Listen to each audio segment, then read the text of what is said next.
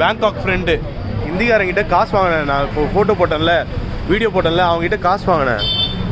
எப்படின்னா Indian money அவனோட Google பேயில் send பண்ணிவிட்டு இந்தியன் பர்சன் கிட்ட, அதுக்கப்புறம் காசு வாங்கினா காசு இல்லைன்னு சொல்லிட்டான். எனக்கு ஒரே பயமாக போச்சு.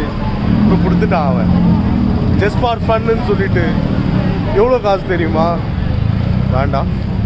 எப்படியோ இந்தியன் மணி எக்ஸ்சேஞ்ச் பண்ணி தாய் பாட் வாங்கியாச்சு. ஏன்னா எங்ககிட்ட கையில் சுத்தமாக காசுமே இல்லை, இந்தியன் மணி கூட இல்லை. அவன் அமௌண்ட் கொடுத்தவனே தான் ஃப்ரெண்ட்ஸ் இந்த பீஸா கடைக்கே வந்திருக்கேன் சாப்பாடு வாங்குறதுக்கு. அப்போ தான் புரிஞ்சுது நம்மக்கிட்ட ஏதோ ஒரு நாட்டு காசு இருந்தாலே போதும் ஃப்ரெண்ட்ஸ், எங்கே போனாலுமே வந்து சர்வே பண்ணிடலாம்.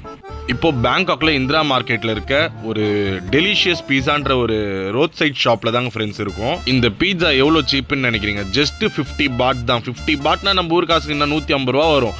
அவ்வளோ சீஸ், சிக்கன் போட்டு செம்ம ஃப்ளேவராக போட்டு சூப்பராக செய்கிறாங்க. நீங்களே பார்த்தீங்கன்னா புரியும்.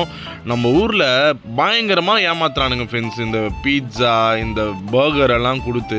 அங்கெல்லாம் போனீங்கன்னா ரேட் ரொம்ப கம்மி, குவான்டிட்டியும் சரி குவாலிட்டியும் சரி சூப்பராக இருக்குது. இப்போ ரூமுக்கு எடுத்து போயிட்டுருக்கேன், ஃப்ரெண்டு வெயிட் பண்ணிகிட்டு இருக்கான். அங்கே போயிட்டு இந்த பீட்சாவை கொஞ்சம் வாயில் போட்டு செதுக்க வேண்டியது தான். Taste was very super friends, செம்மையாக இருக்குது பீட்சா, ஒர்த்துன்னு சொல்லலாம்.